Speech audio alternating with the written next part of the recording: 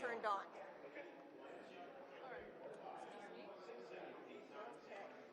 Sir, how's that on the door? Good. Yeah? I like that. Okay. What about the flag setting?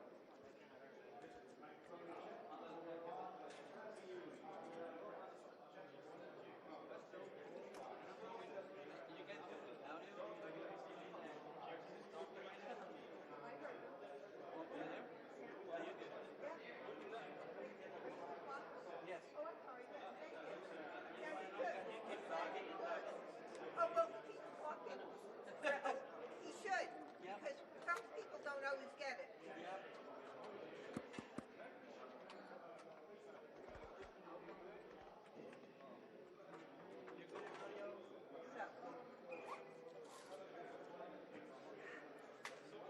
Okay, so. Paul, Ronnie, I'm good. I'm good. How's the board doing?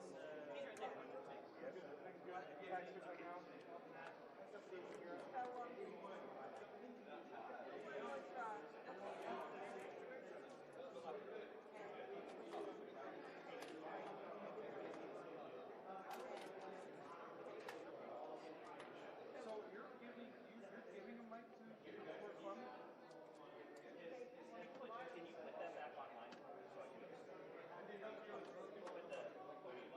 Oh, sure.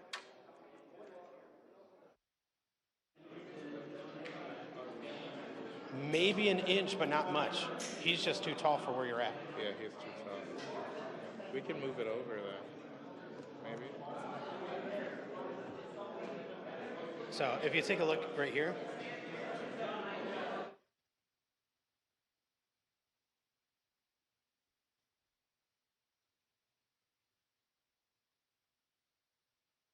One, two, three, four, 5, 6, 7, 8, 9, 10.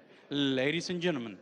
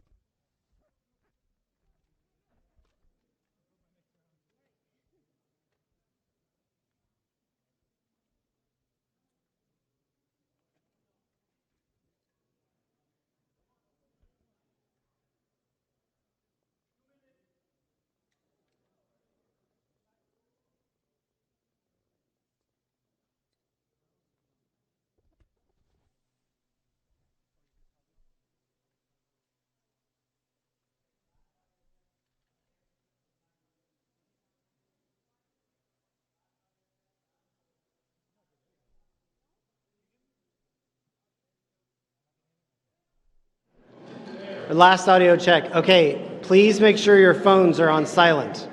Please check your phones. Last audio check, 15 more seconds, tops. Audio check, audio check. Does everyone have audio? Line level on the split 6. You said stand by? Okay, but have to be quick though. Audio check, 20, 19, 18, 17, 16, and then I'm leaving. Audio check, audio check. Audio check, 1, 2, 3. Do you?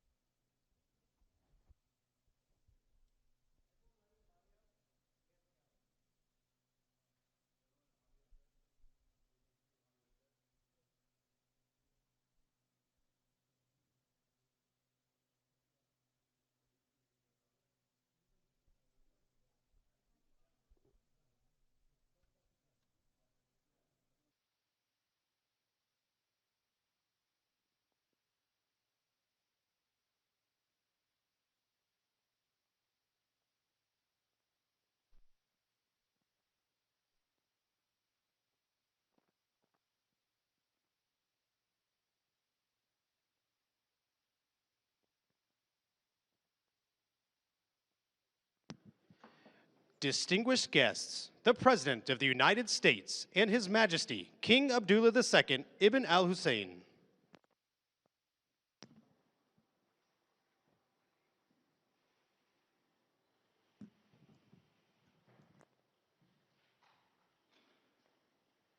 Good afternoon. Let me start by welcoming His Majesty, the King of Jordan. He's been a good friend. Abdullah, welcome back to the White House, man. Welcome back.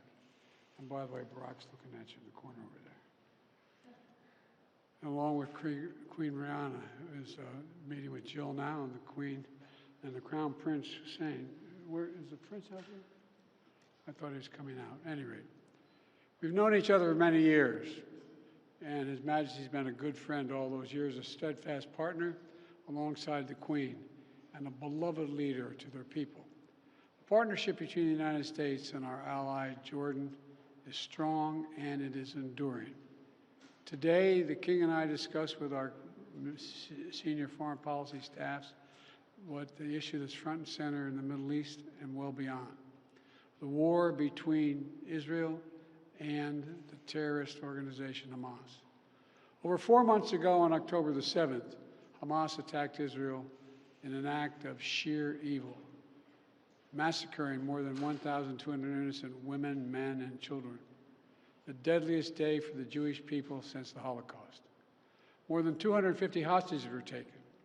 134 are still being held hostage by Hamas. We don't know how many are still alive. The anguish that their families are enduring, week after week, month after month, is unimaginable. And it's a top priority for the United States to bring them home.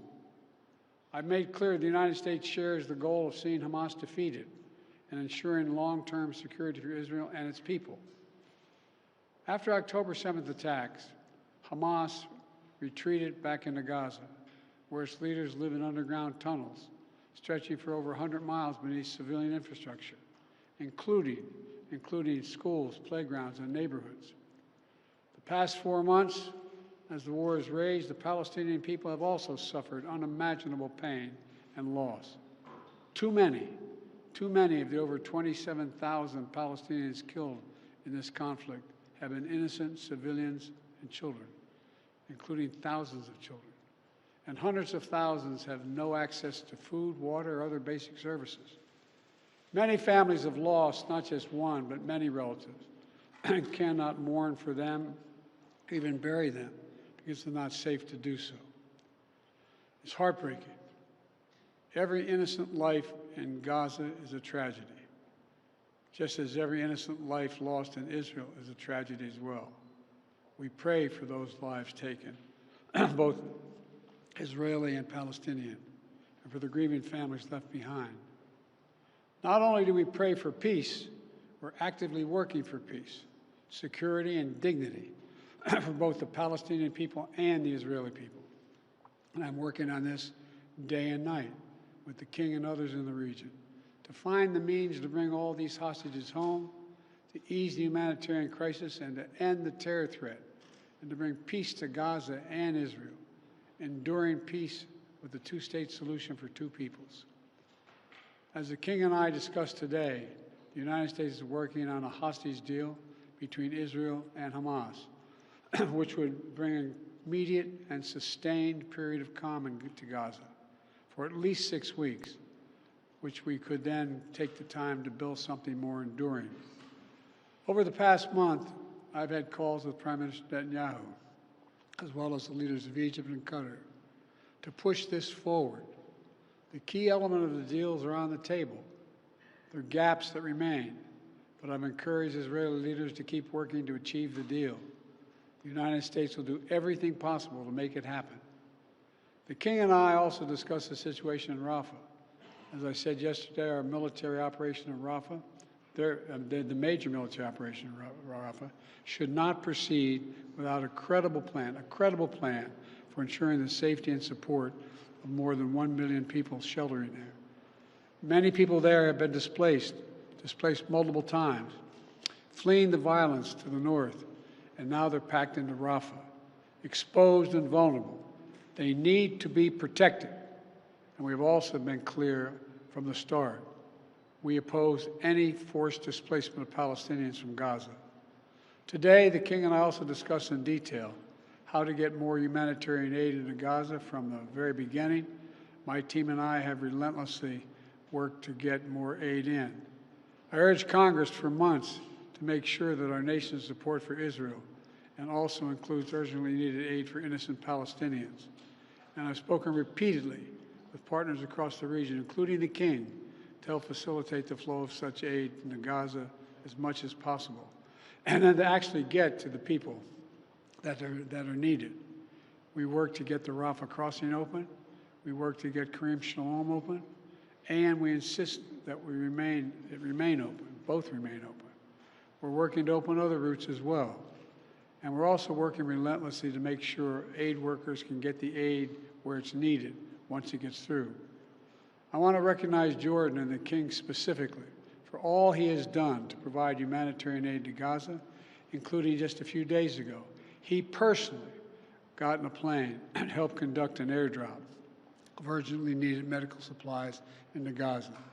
I understand that 2 of his children have also joined those airdrops. They helped fly humanitarian supplies in. And for years, the Queen has been a passionate advocate for the Palestinian people, particularly women and children. Your family's leadership, Your Majesty, and humanitarian commitment are commendable. And at the same time, we're working to create the conditions for a lasting peace, as we talked a lot about upstairs. With the Israeli security guaranteed and Palestinian aspirations for their own state fulfilled. I say this as a lifelong supporter of Israel. That's the only path that guarantees Israel's security for the long term. To achieve it, Palestinians must also seize the opportunity. As discussed with the King today, the Palestinian Authority must urgently reform so it can effectively deliver to the Palestinian people in both the West Bank and Gaza. Once Hamas's control of Gaza is over, they must prepare to build a state that accepts peace, does not harbor terrorist groups like Hamas and Islamic Jihad. And together, we will keep working to complete what we started, to integrate the region, to bring about peace between Israel and all its Arab neighbors, including the Palestinian state. That effort was already underway before October 7th attacks. It's even more urgent today.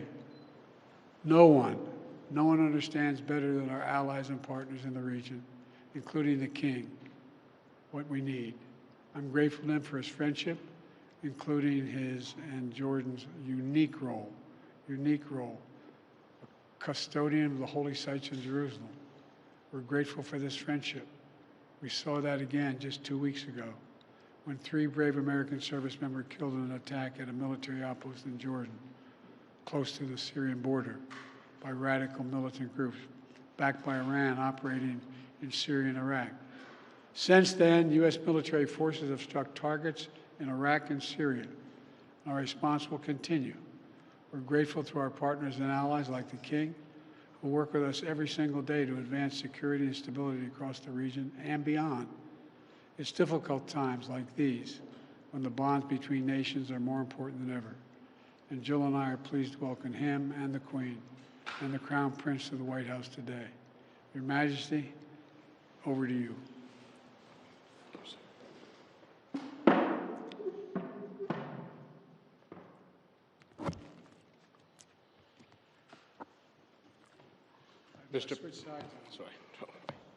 Mr. President, thank you for your gracious hospitality accorded to me and my delegation today. My visit today carries an added meaning as our countries this year mark 75 years of exemplary strategic partnership. However, we had hoped we would be marking this major milestone during better circumstances in my region and the world. Unfortunately, one of the most devastating wars in recent history continues to unfold in Gaza as we speak. Nearly 100,000 people have been killed, injured, or are missing. The majority are women and children. We cannot afford an Israeli attack on Rafah. It is certain to produce another humanitarian catastrophe. The situation is already unbearable for over 1 million people who have been pushed into Rafah since the war started. We cannot stand by and let this continue. We need a lasting ceasefire now. This war must end. We must urgently and immediately work to ensure the sustainable delivery of sufficient aid to Gaza through all possible entry points and mechanisms. And I thank you, Mr. President, for your support on this. Restrictions on vital relief aid and medical items are leading to inhumane conditions. No other UN agency can do what UNRWA is doing in helping the people of Gaza through this humanitarian catastrophe. Its work in other areas of operation, especially in Jordan, where 2.3 million are registered, is also vital. It is imperative that UNRWA continues to receive the support it needs to carry out its mandate.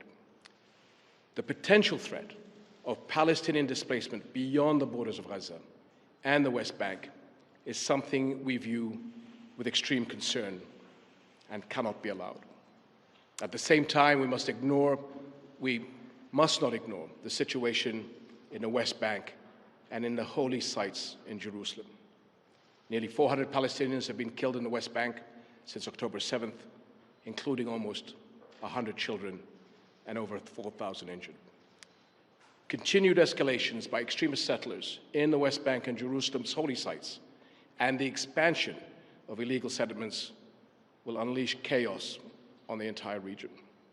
The vast majority of Muslim worshippers are not being allowed to enter Al-Aqsa Mosque. Christian churches have also voiced concerns about increasing and unprecedented restrictions and threats. It is also important to stress that the separation of the West Bank and Gaza cannot be accepted. 7 decades of occupation, death, and destruction have proven beyond any doubt that there can be no peace without a political horizon.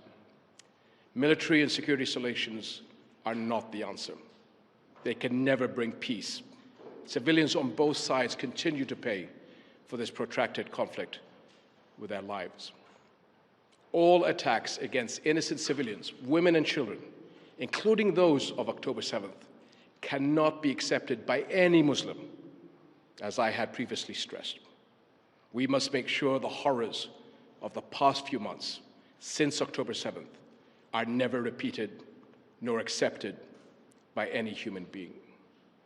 We must together, along with Arab partners and the international community, step up efforts to reach a ceasefire in Gaza and immediately start working to create a political horizon that leads to a just and comprehensive peace on the basis of the two-state solution. An independent, sovereign, and viable Palestinian state with East Jerusalem as its capital, but living side by side with Israel in peace and security. This is the only solution that will guarantee peace and security for the Palestinians and the Israelis, as well as the entire region. Your leadership, my dear friend, Mr. President, is key to addressing this conflict, and Jordan is ready to work, as always, with you towards peace. Thank you.